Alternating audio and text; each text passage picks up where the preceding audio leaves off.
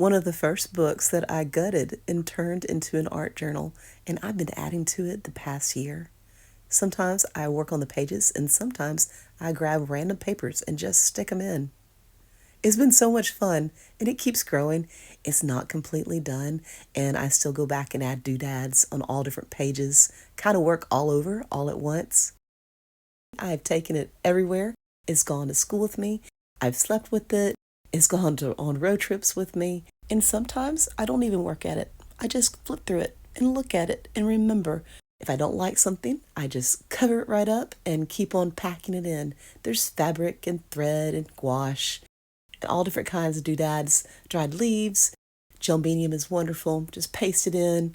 Postcards, maps, you name it. And if it's interesting, I just stick it in and I'm not worried about it turning out great.